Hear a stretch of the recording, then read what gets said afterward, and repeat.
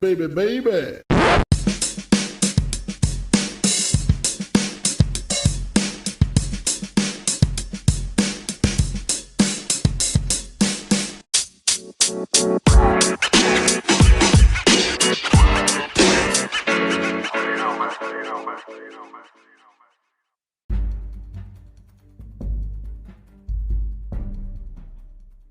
Hello, podcast listeners. It is I, Notorious Essay, aka Steve Anderson, aka Respectable Truth Teller, aka Slimeball from the gutter and the very depths of hell. I guess it depends on who you ask. Welcome back. Welcome back. For anybody who listened to the last podcast, Burning from the Inside, a story of corruption and bad behavior in a small Illinois town, thank you. I hope you enjoyed it. I hope it was informative. And if you haven't read the companion piece on LinkedIn of the same name, under my personal LinkedIn page, it's all there available, along with all the documents that I read from and talk about in the story. I hope you're all doing well. I've had an interesting weekend. It's been quite interesting, honestly.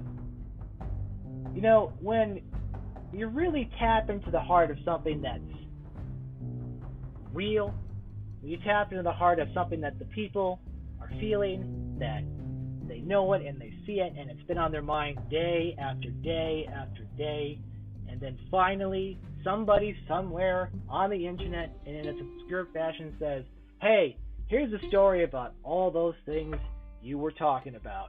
Here it is, laid out in chronological, documentary form, in an unbiased manner, and you go, hell yes. Hell yes. This is what I've been looking for. This is the brilliance of the internet for its hyper, local, and very specific topics, because everyone and their mother has a podcast and everything, so of course, why not? It's been something. It's been real. I have received a lot of positive comments, and a lot of people on the LinkedIn page and on Facebook and through personal messages and through emails have very much welcomed this story. They're thrilled. People are sharing it everywhere. I just posted on my own page that since I've posted it, it's had about 1,500 or so unique views, and the podcast that corresponds to it has roughly had 100 or so similar views, so that's roughly the percentage that was expected, and apparently it's being shared in a lot of places. So it's been quite the journey. So this is going to be a two-part episode as a follow-up to the last investigation. First of it will be personal commentary, some immediate reaction from folks, comments from what I'm assuming is going to be the only response I get from Mayor Burns or someone close to them, and some other responses and some other information that's been updated about the proposed Emma's Landing development in Geneva. So, real exciting stuff. Thanks for joining. Glad you could be here. So, if you haven't already, if you're here first, I would highly recommend you read the article and listen to the other podcasts first, just to catch up on things. But if you don't have time for that, quick refresher. Geneva, Illinois, city, 45 miles west of Chicago. Idyllic location, beautiful place, restaurants, shops. Idyllic America as you might picture it in a fantasy or in a travel magazine, right? We covered the mayor of Geneva, Mayor Kevin Burns, mayor since May of 2001. The primary sources for this investigation of mine were a conversation with another journalist, Jeff Ward, who covers local politics in the area, and public documents, including information from Freedom of Information Act requests, city documents, email requests, police reports, and other documents sourced from the public. So, this isn't some thing I concocted in the middle of the night and and decided it would be a fun story to tell everybody. It's all information that's verifiable and out there, and it's just been collected and put in one place. That's what a story is, right? Just documenting what happened. And again, the long story short is that covered a couple things about Mayor Burns' time in office, which includes requests about information, things like, red light tickets. He said there were none. Turns out there were over 1,000, little things like that. Issues regarding the power supply and why an agreement was entered into with a company that it was in a lot of trouble. But a lot of lawsuits were brought up. It's a whole thing. Look it up. It's in the other article. Also talking about some documented police reports, which includes a domestic incident in which the report reveals that there's been a total of 5 domestic calls. And then another police report, which is about the mayor running someone off the road with his vehicle and flashing his badge at said people. And no charges were filed as a result of anything. These reports are merely just statements of what happened, but the primary purpose of this is that there's been, while the mayor has been mayor since 2009, at the very least, there's been documented police cases. There's been FOIA requests about improper email usage using city resources and campaigning on city time. There's questions of his personal behavior. There's real concern about safety and the wisdom of particular policy choices, including this big development project that has been so controversial. Now, I laid this information out, and for all the people who responded with positive critiques, including pointing out that I made typos, thank you. I am a human being. I do make errors. I don't have an editor. I am my own editor. And I guess software is my other editor. And sometimes software tricks you into thinking that you were done, and it turns out you're not. So I get it. I make mistakes. Grammatical error, typo, the Achilles heel meme. Look it up. It's pretty funny. Now, other people have responded by saying that the information here is, the word I believe was fabricated, and lies, and I was called sleazy for publishing said lies and fabrications. Now, I just want to be clear, right? To say that I'm lying or fabricating implies that the thing I'm saying is materially false, in that the documentary evidence I have has been generated out of nothing to convincingly look like a police report from 2 different police departments from 10 years ago. So, I understand I have a lot of free time, but I don't have that much free time, nor the technical expertise to even do that. Nonetheless, fabricated. It's been corroborated. I was given the police reports by a source. The other journalist I spoke to, Jeff Ward, had the same police report and was able to confirm the documents of it. I did not get it from Jeff Ward. That's how I was able to confirm with Jeff Ward that it was the same police report. Now, some people have said that the person I interviewed, Mr. Ward, should not be taken seriously because of a history of personal issues, including a conviction, I believe, for something relating to his ex-spouse. And, my response to that is, we didn't talk about that. We talked about the specific police reports. Attacking the source of this information doesn't mean the information itself is incorrect. And also what you're saying is, hey, don't look at that police report.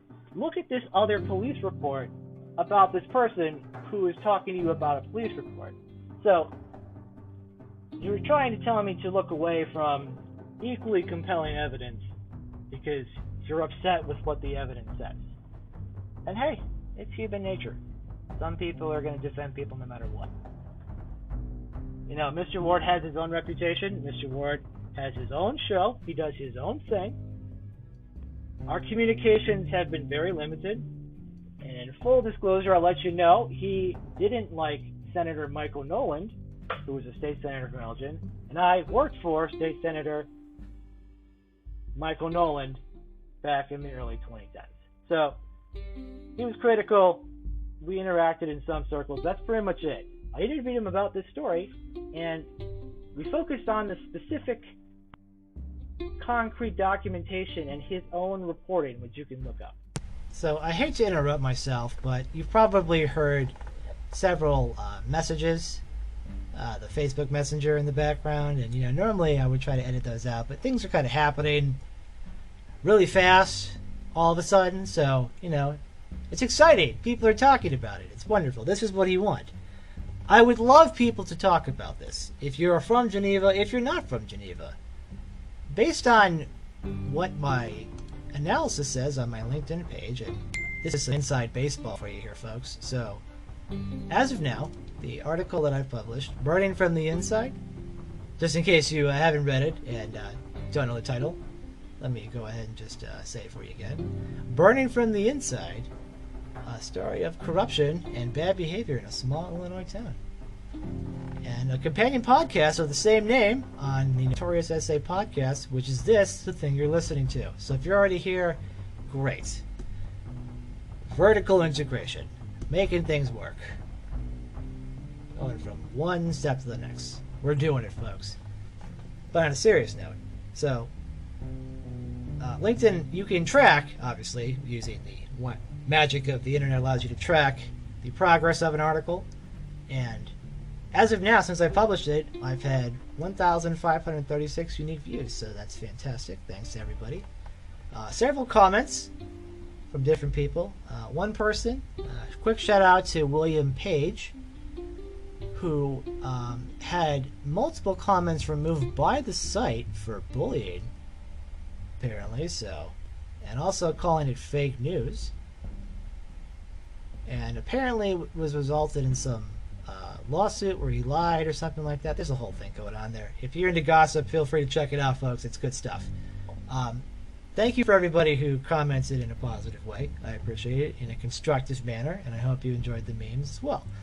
But bigger story here is that it just got one more view. Congratulations. So here's the thing, is that a lot of it's from the greater Chicago area, but apparently we've got people checking it out in Omaha, in Tucson, Arizona, in greater St. Louis, and in Charlotte, North Carolina. So if you're from any of those places, hello, welcome, thanks for joining. I hope you're entertained. I hope you don't get bored, and I hope that this is a podcast you would actually recommend to a friend and not one you just heard about and will throw away. When you do get to party at some point when the pandemic is over, which I keep being told is soon, but maybe never, but whatever. It's the world we live in now. Anyway, it is what it is. So, breaking news update for you here on the story. I haven't gotten a formal response from the mayor's office. I asked before the story was published. I sent correspondence to the mayor's official office and the mayor's campaign saying that I was going to be posting a story about Geneva in which the mayor is featured, and if they cared to comment, in which this is how it works. I would have commented on the things that I had, and if he had a response to them, that was his time to say it.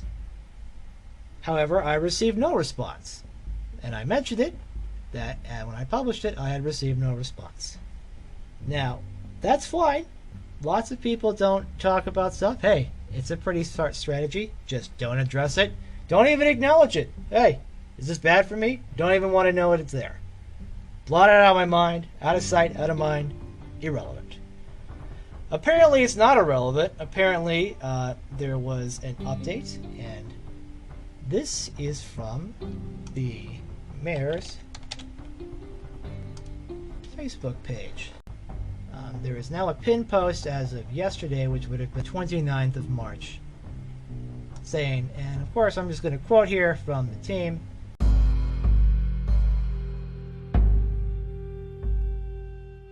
Mayor Kevin Burns, to my friends, supporters, and citizens of Geneva, to forfeit the truth for personal or professional gain is the antithesis of public service. The Kevin Burns for Mayor campaign has received innumerable communications from citizens and business owners upset by the tone and tenure of materials both distributed electronically and mailed by my opponent, because they know, instinctively and irrefutably, that what is being asserted is simply untrue.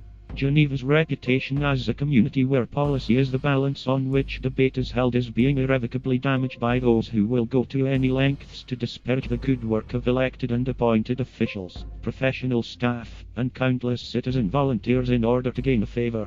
While I had hoped this campaign would rise above the vindictiveness we've all endured over the course of the last few years, it is clear that there are many who would rather dance lies no matter the cost and impact on our community. Keep your chin up and hold your head high as the final week of this campaign unfolds. The team that values, seeks and respects the truth will always prevail. Sincerely, Kevin. I know he doesn't sound like this, but I can imagine he's saying it in a voice where he is above me, and my very presence insults him, so he would be using his professional position to probably belittle and or intimidate me in a submission. I don't know if that's a theme, but whatever. Thank you, Kevin, for that response to everybody else. Now, I commented on the post, but it's been deleted, so I'm not even going to bother to read it, because as I'm talking to you, doing this, documenting what's happening, I received what I believe is going to be the only commentary that I'm going to get. So, in all respect to you, the viewing public, I owe you nothing but the truth. And the truth is that the Facebook messages you've heard came from a Miss Emma B. We're not friends on Facebook, but Miss Emma B lives in Geneva. If I'm correct, this is the same Emma B who commented on the post on the mayor's page and said, I couldn't listen to your podcast because only 9 minutes or so and it's garbage. So I'm pretty sure that was the end of it. Now I've just received a response, so I'm just going to read it verbatim just because I think it's appropriate. So this is from Emma.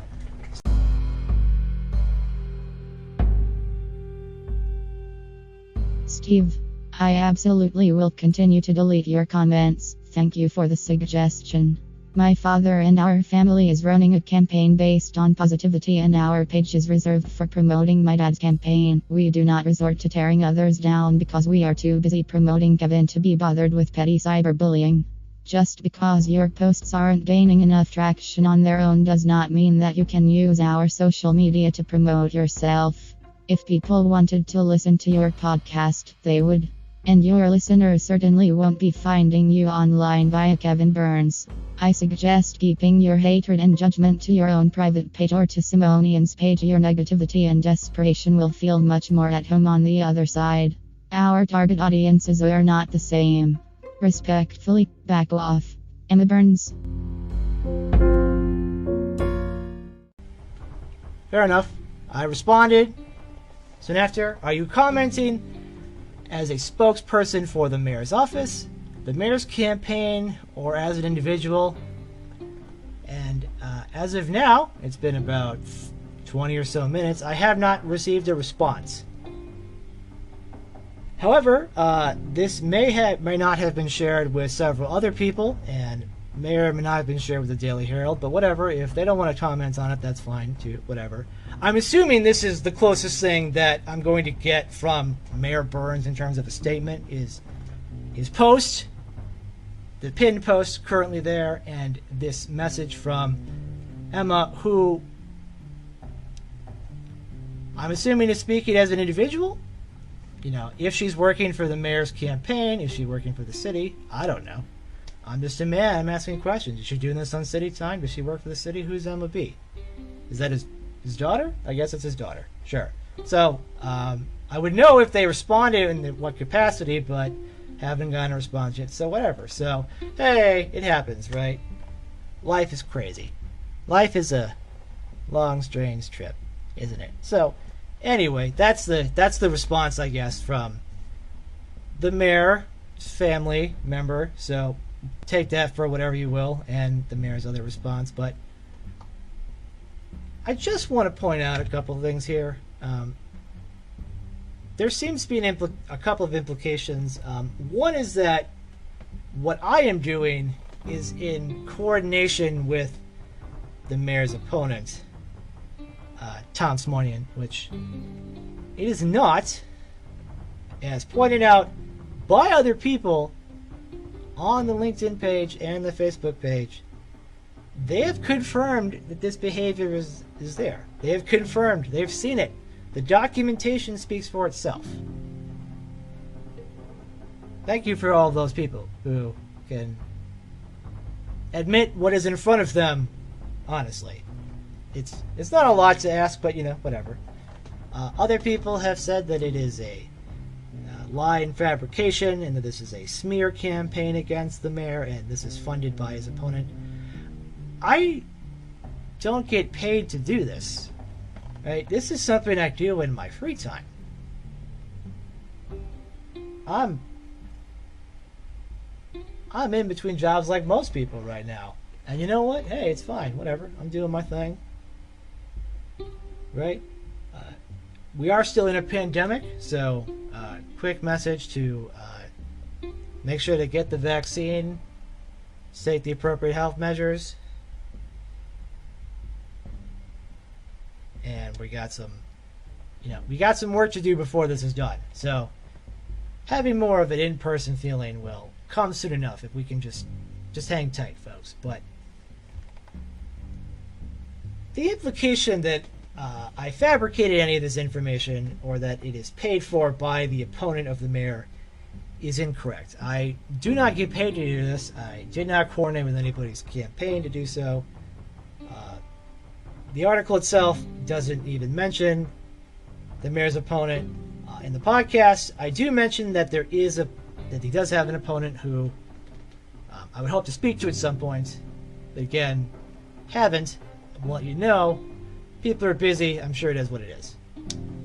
Now, the idea that this information is going to be paid for and used in a way to smear the mayor and to call it lies is to question the integrity of my work and the information that has been presented in said work. And I just want to point out that of all the criticism that's there, no one has been able to point to a specific instance of, look at this fake police report, right? Or look at this fake news article from the Daily Herald that says something. I don't know, right? Just say it's fake news. Why not? It's worked for lots of people. It's all fake. It's all just there to read. But if I refuse to accept its existence, I can live with myself. What good is that? What good is not being able to hear real truth, real behavior? And some people will ask, why is this germane? Why is it relevant? I don't know.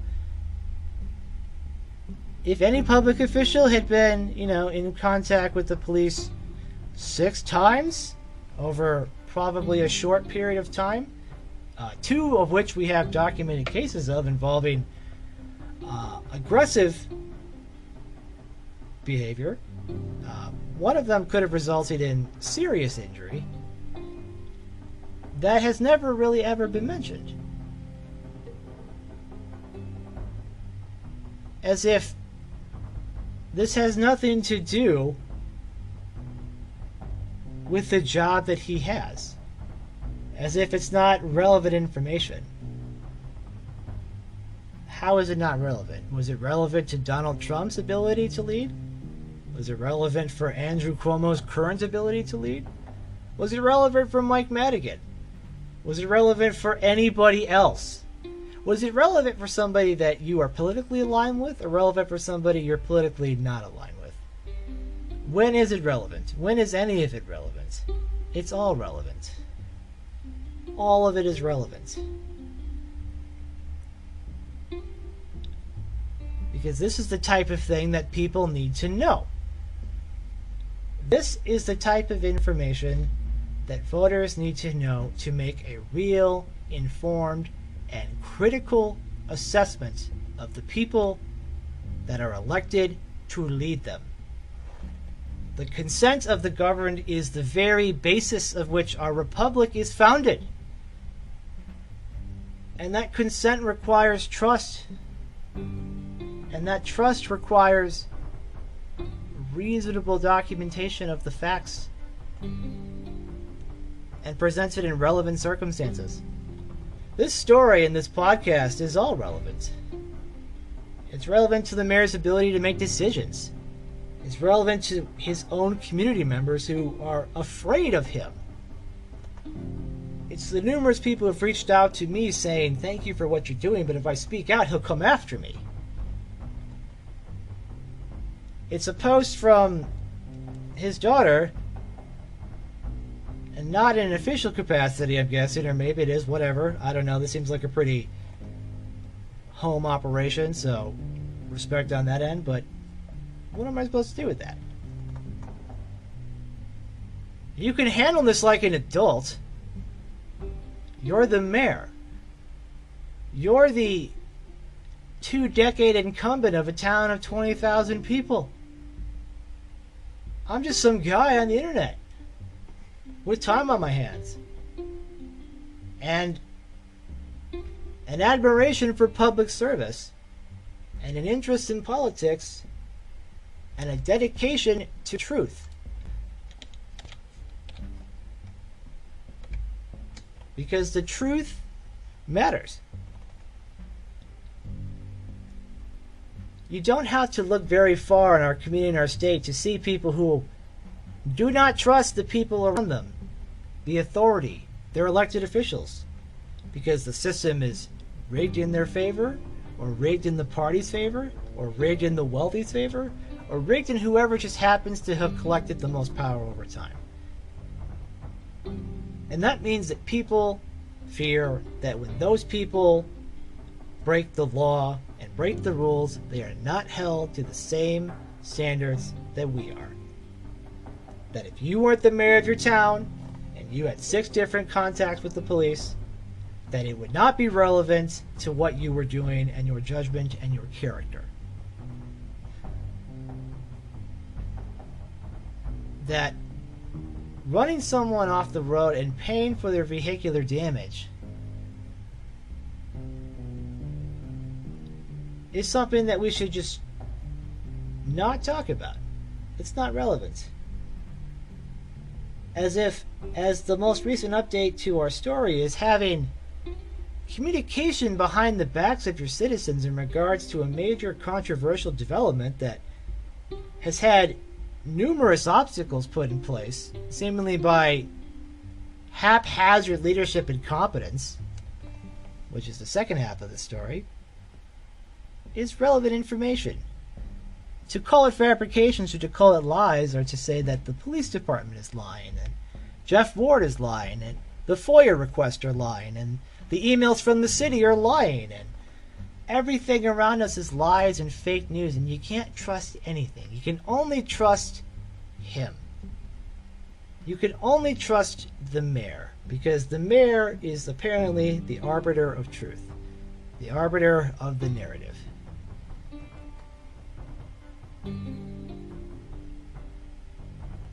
Well, I'll have you know, sir, good sir,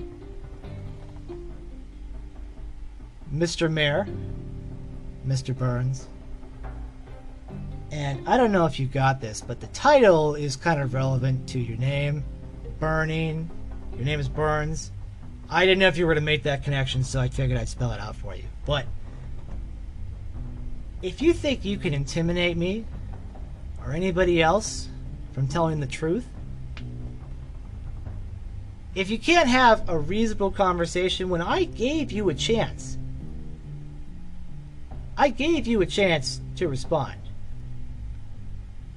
If this was a political hit job, why would I have done that? Why would I give you a chance to respond before I post it? Because the truth matters. And you chose to not comment till afterwards, and not directly to me, but through some vague statements and through a family member messaging me privately, and for a interesting show of support out of Bridge, coincidentally, so that was fast. Wonderful. Good to know people like you. It must feel good. I hope it feels good to have people like you that much. I hope it feels wonderful. Because, Mr. Mayor, I'm having a great time. I'm having a fantastic time. Because all I'm doing is telling the truth as I see it. And what I see all around me is people in positions of power doing whatever the hell they want with no consequence. Everywhere. From the federal government down to the mayor in a suburb not that far away from me. And it just seems like all the time these people walk around as if they are untouchable. As if they are above anybody else. They're above the voter and the taxpayer and just any particular person they happen to cross on the street. They are human beings. They are victims of the bullying and the intimidation and the fear. And the incidents of running someone off the road in a vehicle. Shouting that you've had a bullshit day and I will take it out on you. Taking your own pain and weaponizing it against a stranger. Against another woman. Of which there are multiple instances of this behavior occurring.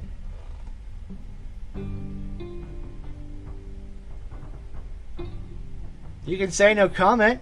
You can give your side of the story. But to say that it doesn't exist and it's lies is disrespectful to the victims involved in these incidents. It denies their reality and it denies their truth because you seem to be void of the ability to accept consequences for your actions. Because it just assumed that no matter what happens, the people will show up to the polls and throw you in with 65% of the vote. And hey, you know what? If it works for you, why not? I guess the system is designed so that people like you can do whatever you want above the law and without consequence and still stay in power. I guess that's the message you want to send to people, so congratulations. Congratulations, Mr. Mayor. Congratulations. It's a wonderful message to send to the kids out there. It doesn't matter what your personal faults are or your responsibility is to your fellow citizens. As long as you win, that's all that matters. And as long as you win by whatever it takes, that's all that matters. And you know what? It seems to be happening all around us. But I'm not going to back down. You can delete my comments. You can delete my excerpts, but I'm going to keep posting them to all the relevant places. Because the people deserve to know the truth. I'm not from Geneva. I'm not a citizen of Geneva. They can take what I say with a grain of salt. As one should take all information. Look at the relevant facts. Look at the relevant documentation. Tell me what you see is fabricated. Tell me what you see is a lie. Tell me personal conduct doesn't matter and integrity doesn't matter.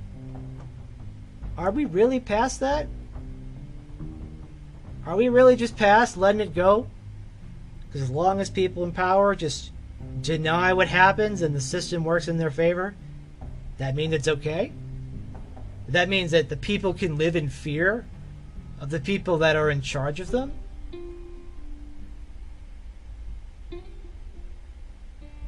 it's one thing to have strong feelings about the president or someone in a higher office because of their impact on such very large institutions, and perhaps it contrasts with your worldview, and perhaps it's something that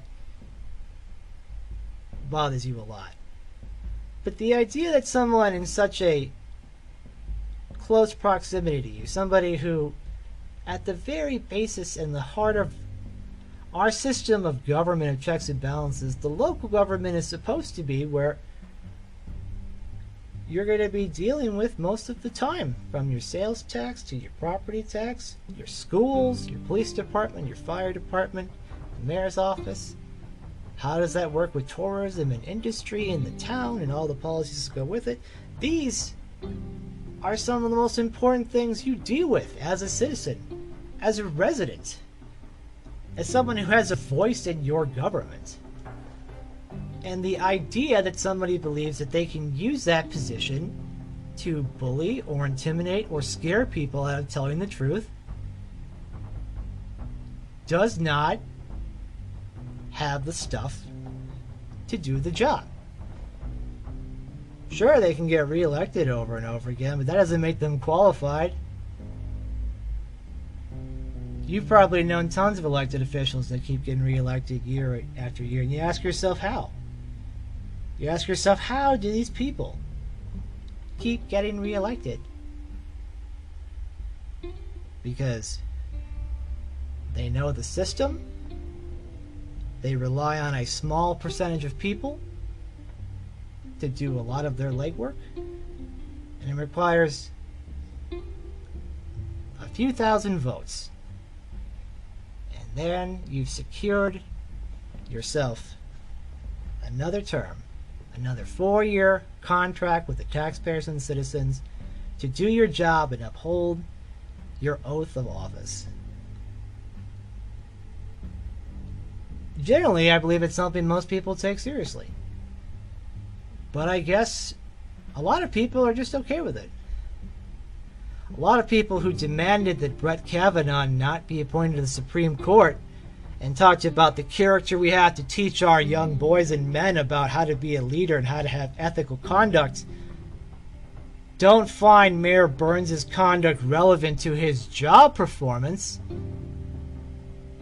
That's a twist. Who'd have seen that coming, right? Intellectual consistency. Dang, it's just partisanship. Just partisanship. An allegation from 30 years ago is grounds to remove a Supreme Court justice, but documented police evidence from the last decade is not relevant at all. It's interesting how the human mind works in ways that make it so it's like two ships in the night just passing by. No idea that they're contradicting each other. And maybe they are. Maybe they know they're contradictory, don't care. Maybe that's just the way it is. What do I know? I'm just a guy with a podcast who some people consider notorious. The Notorious Essay Podcast. Smooth.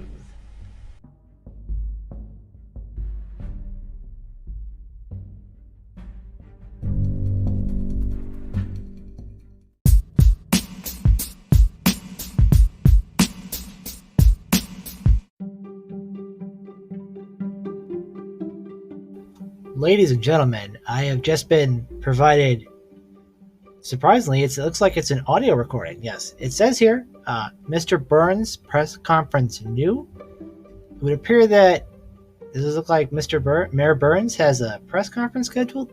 Well, we'll see what this is. Let's take a look, folks.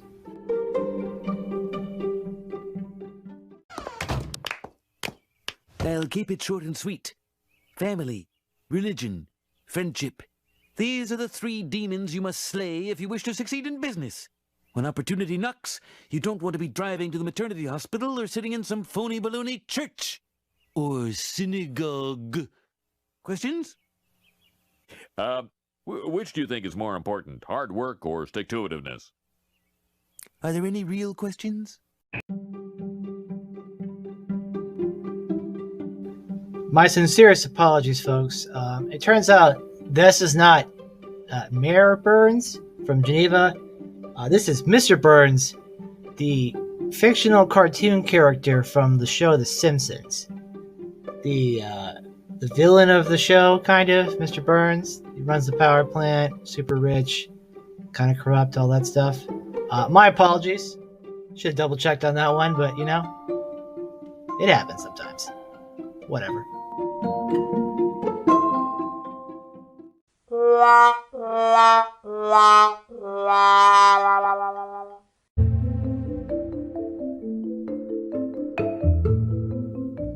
Alright, that's enough fun, folks. Let's get back to the main story. So, as I mentioned in my article, after this story was initially published, I received an email from some concerned, several emails from citizens of Geneva thanking me for putting it out, and some hate mail, as I mentioned before.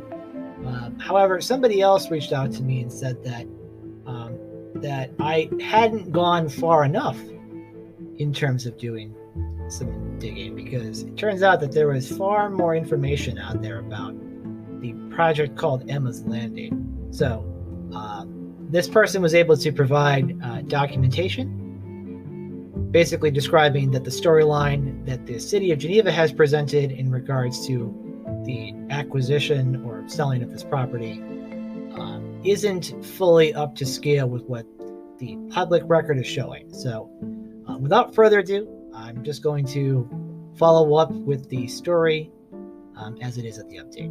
So this is from a concerned citizen. Stephen, as I'm sure you are aware, the city of Geneva published a Just the Facts sheet about Emma's Landing. At some point, they edited to change from 100 students to 10 students, despite a study that was completed by the Burden Foundation that estimated at least 36 students, in quotes. There was a FOIA request to Geneva for emails, and I added the red highlights to the timeline. You'll notice that the conversations with the Burden Foundation occurred before the city posted a notice of sale. And what I will say is that if you are curious about what this person is talking about, what I've done is I've compiled the city's timeline that they gave out with added information based on Freedom of Information Request Acts and emails and conversations between the Burden Foundation and the city of Geneva. So if you go to the LinkedIn article in the update section, that will be on there, but this article does go into a bit more description. So it will get a bit technical, so my apologies if the material isn't the most exciting, but it is important, so I'll do my best to be as cheery as possible while reading, so hope you enjoy. It's important to note that the Lewis Road parcel was deemed open space in the city's strategic plan, but had been earmarked for senior affordable housing. The city will tell you it was earmarked for affordable housing. Commissioners amended the comprehensive plan at the PZC meeting to change the land from open space to multifamily residential to accommodate the Burden Foundation. The attached timeline only goes until June, as the vote to donate the land was then pushed back to July 13th because we couldn't meet during a mandatory statewide shutdown. It's important to note that Ms. Manning had asked for the land to be donated in January, but it was never mentioned in the March PZC meeting. Mind you, the city was going to vote to donate the land during a virtual meeting in a statewide shutdown. Still, the residents had to hire a personal attorney to show that it was unlawful to do so and that a supermajority vote was needed. This is in referring to a supermajority vote from the city council. Knowing they couldn't get a supermajority vote, Burns tipped off the Burden Foundation. On the Friday before the meeting, the Burden Foundation suddenly had the funds to purchase the land for the lowest possible appraised value, which is approximately 80%. Ahead of the July 13th meeting, Burns published hundreds of unredacted emails to the meeting's public comment section, included names, addresses, and phone numbers.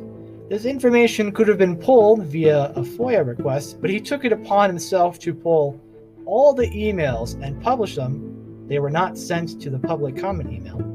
Residents got hate mail and threatened on social media. Many ended up not speaking. His intimidation tactics worked again. To give you the highlights, land donation helps increase a developer's point score through IDHA and increases government funding chances.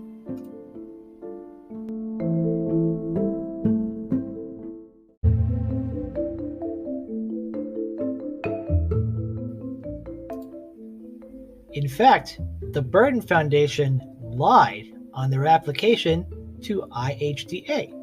The land was donated even though Mayor Behrens held the July 13th meeting to ensure the Burton Foundation could meet the deadline for IDHA on July 14th.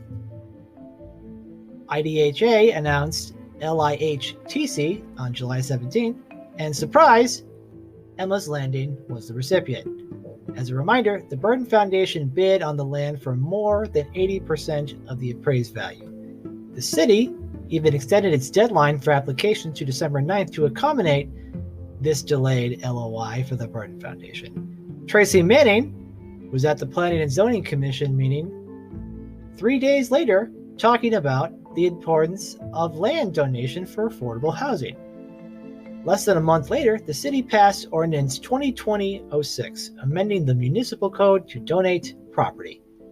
Just 1 week after the ordinance passed, the Burton Foundation asked for the land to be donated, yet had no problem sending an option letter to purchase the Nelson property, only 3 acres for sale at $700,000 for an access point. This is because the Homeowners Association would not grant access through their land for a road to be constructed. We later found out that Jim Bergman of Iceberg Development is the one who is purchasing the Nelson property. For context, the Burton Foundation and Iceberg Development were recently co-developers for Windmill Manor in Batavia. As Ms. Manning has also stated, her husband's construction company was the general contractor. Bergman will get a one-time tax credit of 50% of the purchase price, about $350,000. Now at this point, there's a link to a YouTube video during the July 13th, 2020 City Council meeting. The specific segment involved is an attorney involved with some of the residents who asked these questions to the mayor, and Mayor Behrens would later spend several minutes correcting the record and puts on a dramatic show of righteous indignation to emphasize how above board he was during the entire process. What he doesn't mention is that the process of getting Emma's Landing in motion is far more complicated. Below is a timeline presented by the City of Geneva with information from FOIA requests to the City of Geneva through their emails, and red highlights are added to the timeline. It paints a different picture of a more extensive contact between the City of Geneva and the Burton Foundation. And this, of course, despite 7.5 hours of public comments against it, it passed with flying colors on the City Council. Now, essentially what comes up here is just the sheet that has the added timelines that are not included in the city's version to show the extensive contacts, and it is several pages full of contacts that were not disclosed. And of course, there are still more questions involved. And again, this is going back into the original email, which is again going to be a little bit technical, so bear with me. Despite most states deeming the identity of interest should include spouses in their QAP, IHDA states that there is no identity of interest under their standards. Even HUD says if you use a spouse, you need to disclose. Throughout this process, it was evident IHDA wants Emma's Landing as badly as the City of Geneva. Keep in mind, Door Creek construction was also used on these other Burton Foundation affordable housing developments, and the relationship between the Manning-Fellhauer was never disclosed. Miss Manning and Fellhauer have made quite the profit over the years under the facade of a nonprofit, including the properties of Sterling Family Housing, Water's Edge of Elgin, Windmill Manor Apartments, Windmill Landings, Stonebridge of Gurnee, and Marison Mill. As mentioned in my previous email, Fellhauer and Burns were high school buddies, but our city attorney saw no problems with how all of this was conducted. Then again, if you've ever Googled Ron Sandak, you'll see he has quite the track record. And he is a former state rep, for those of you who don't know. And if you Google his name, you'll see what happened. We actually paid taxes to support him, if only residents knew his background. Below is the email that was sent to IHCA with supporting documentation. Other residents have opened cases with HUD, the IRS, and the state's attorney, but have not heard back. So from here, it goes on to explain in much greater detail some of the conflicts that are there. So it is a lot. And honestly, I don't want to bore you too much with the details if your audio version isn't, if my voice isn't as soothing as it is, because this is honestly the reason that these things happen, and the reason that they're so insidious is that when it's caught up in this language of permits and agreements and emails and FOIA requests, it's very easy to feel burdened. It's easy to get lost in the paperwork and the shuffling and the disconnection. But stories like these matter because this is where some of the worst shenanigans can happen in local government, is these kinds of mega projects and connections between the developers of the project and the politicians who need to approve it. This is true whether it's in the city of Chicago or whether it's in the city of Geneva or any city anywhere. This type of thing has been a consistent problem. And the fact that with all this publicly available information, the mayor continues to claim this is all lies and disinformation is insulting to all the people who put in all of this work. And so many people are genuinely scared of this guy. They're afraid for their business. They're afraid for their residents. They're afraid that they'll be the next target. It's unfortunate. It's sad. But as I just said, I'm not scared. Mayor Burns, Mr. Burns. Oh no, I'm not scared at all. The truth will set all of us free. The truth is what matters. And frankly, your concern isn't with me. This isn't about shooting the messenger to try to avoid it. This is about dealing with the consequences of your actions and having you be accountable to the voters of your city. Clearly, they've placed their confidence in you time after time. Would they have done so had they known so much about you? Would they have done so had they really known you? It's a question I think a lot of politicians are afraid to ask. If I was truly honest, would they still vote for me? And many decide to not be. Many decide to bully and harass and intimidate their way in and burrow into power for as long as necessary. It is imperative that people continue to look out for each other, that the citizens of Geneva deserve all the information that they can get in regards to who should lead their city. And again, I'm not from there. You telling me to butt my nose out of it? Lots of people cover lots of stories from places they're not from. But the truth of the matter is, no matter how hard you try to separate yourself from the story or shut me down, you will not succeed, Mr. Burns. You will not succeed.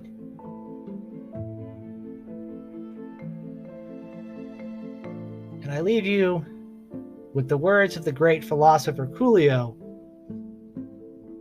And I really think he nails it here in terms of understanding what the core message I'm trying to send to the mayor here is. But I ain't never crossed a man that didn't deserve it.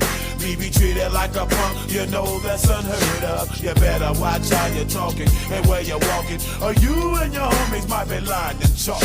I really hate the trip, but Obviously, in this case, the lyrics to the outline in chalk being the career of the mayor, which could possibly end soon. Stay tuned. I'm about to end this man's whole career. Done. What career? But I'm not a rapper. What career? Look. You got a point right here. It is. Boom. Bam. Bop. Bada bop. Boom. Pow. Oh!